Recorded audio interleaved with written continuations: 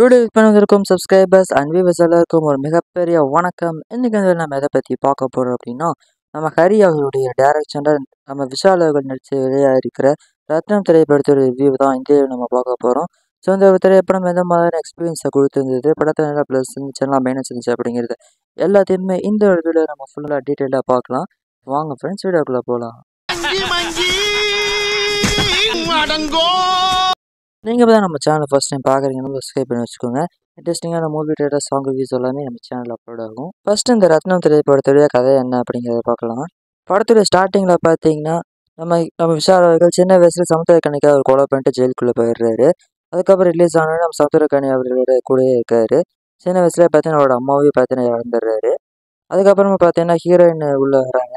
அவங்களுக்கு பார்த்தீங்கன்னா ஒரு சின்ன லேண்ட் பிரச்சனை. ஸோ அதனால் அவங்களை கொல்றதுக்கு பார்த்தீங்கன்னா ஒரு கும்பல் சுற்றிட்டு இருக்காங்க.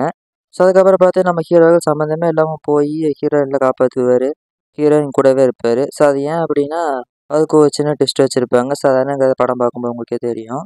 ஸோ அதுக்கப்புறம் நம்ம ஹீரோவுக்கு ஹீரோயின் எப்படி காப்பாற்றுறாரு அப்படிங்கிறது தான் படத்துடைய கதை.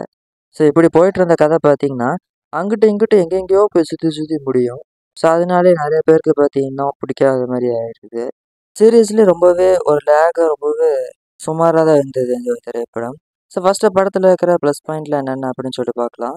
ஃபஸ்ட்டு படத்தில் ப்ளஸ் பாயிண்ட் ஃபீல் ஆனது படத்துடைய மியூசிக் ஒர்க் தான். டிஎஸ்பி அவர்கள் அவருடைய பெஸ்ட்டை கொடுத்துருந்தாரு. ஸ்பெஷலி உயிரே என் உயிரே அந்த பாட்டில் வந்து நல்லா இருந்தது. அண்ட் பிஜிஎம் பார்த்தீங்கன்னா அவர்களுக்கு நல்லா பண்ணியிருந்தார். அண்ட் அதுக்கப்புறமா பார்த்தீங்கன்னா படத்தில் விஷால் அவர்கள் நல்லாவே பண்ணியிருந்தார். அவரோட ஆக்டிங் வைஸாக ரொம்பவே நல்லா பண்ணியிருந்தார். ரொம்பவே ஓவர் ஆக்டிங் தான், இருந்தாலும் அது கேரக்டருக்கு தகுந்த மாதிரி இருந்தது. அண்ட் அதுக்கப்புறமா பார்த்தீங்கன்னா படத்தில் ஃபஸ்ட் ஹாஃப் ஓரளவுக்கு நல்லா இருந்தது. செகண்ட் ஹாஃபை கம்பேர் பண்ணும்போது ஃபர்ஸ்ட் ஹாஃப் பார்த்தீங்கன்னா ஓரளவுக்கு டீசெண்டாகவே இருந்தது. பெருசாக சொல்லிக்கிற அளவுக்கு இல்லைனாலும் ஓரளவுக்கு டீசெண்டாக பண்ணியிருந்தாங்க. அதுக்கப்புறமா பார்த்தீங்கன்னா ஃபர்ஸ்ட் ஹாஃபில் ஒரு சிங்கிள் ஷாட் சீன் ஒன்று வரும். ஒரே ஷாட்லேயே பார்த்தீங்கன்னா ஒரு 10 நிமிஷம் 15 நிமிஷத்தில் இருப்பாங்க ஒரு fight and chasing scene. So அது பார்த்து ரொம்பவே நல்லா இருக்கும். ஸோ ஓவரால் படத்தில் அந்த ப்ளஸ் பாயிண்ட்டுங்கிறது அவ்வளோதான். என்ன ப்ரோ அவ்வளோதானே கேட்டிங்கன்னா அவ்வளோதாங்க படத்தில் ப்ளஸ் பாயிண்ட்டு. ஸோ இதுவே பார்த்தீங்கன்னா ப்ளஸ்லாம் கிடையாது. படத்தோட மொத்தமாக கம்பேர் பண்ணும்போது இருந்த ஒரு சில நல்ல விஷயங்கள் அவ்வளோதான். ஸோ வாங்க ஃப்ரெண்ட்ஸ், நெகட்டிவிட்டியில் என்ன இருக்குது அப்படின்னு சொல்லிட்டு பார்க்கலாம். ஃபர்ஸ்ட் நெகட்டிவிட்டின்னு ஃபீல் ஆனது பார்த்தீங்கன்னா படத்தோட செகண்ட் ஆஃப் தான். ரொம்பவே சுமாராக ரொம்ப இழுத்துட்டே இருந்தாங்க. எக்கச்சக்கமான லேக் வேறு இருந்துச்சு செகண்ட் ஆஃபில். கதை பார்த்தீங்கன்னா எங்கெங்கேயோ மூவ் ஆகி எப்போ எப்படியோ முடிப்பாங்க. ஸோ அதனாலே நிறைய பேருக்கு என்னடா இது அப்படிங்கிற மாதிரியான மைண்ட் செட் வந்துச்சு. ஸோ அதுவே பார்த்தீங்கன்னா படத்துடைய ஒரு மிகப்பெரிய மைனஸ் பாயிண்ட்டு. அடுத்தது பார்த்தீங்கன்னா படத்தில் லேக் அப்படிங்கிறது நிறையா எக்கச்சக்கமாக இருந்தது. ஸ்க்ரீன் பிளேயில் ஓவர் லேக்காக இருந்தனாலே நிறைய பேருக்கு பிடிக்காத மாதிரியான ஒரு திரைப்படமாக அமைஞ்சிருக்கு.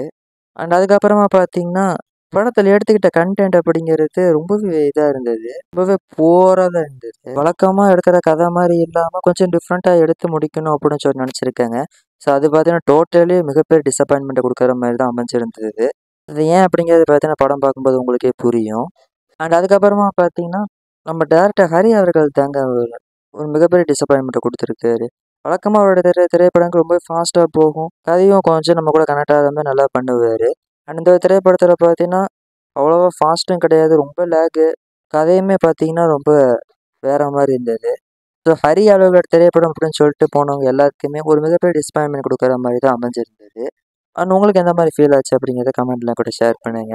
அண்ட் அதுக்கப்புறமா பார்த்தீங்கன்னா படத்தில் இந்த ஃபைட் சீன்ஸ் தான் ரொம்பவே டிசப்பாயின்மெண்ட் கொடுத்துருந்தது. அது ஏன் அப்படின்னா ஒரு 10 நிமிஷம் 15 நிமிஷத்துக்கு ஒருக்கா பார்த்தீங்கன்னா ஒரு ஃபைட் சீன் வந்துடுது.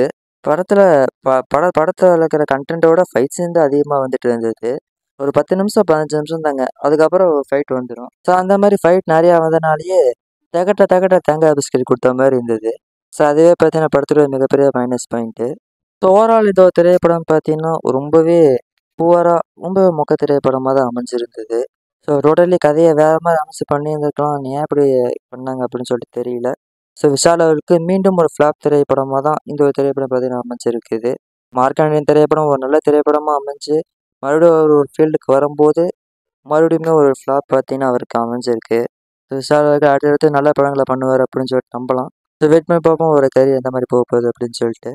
நீங்கள் இந்த திரைப்படத்தை பார்த்துருந்தீங்கன்னா உங்களோட ஒப்பீனியன் எனக்கு எதாவது கமெண்ட்லாம் கூட ஷேர் பண்ணுங்கள். நான் இது ப்ளஸ் மைனஸ் இது விட்டுருந்தேன்னா அதையும் மறக்காமல் கமெண்ட் பண்ணுங்கள்.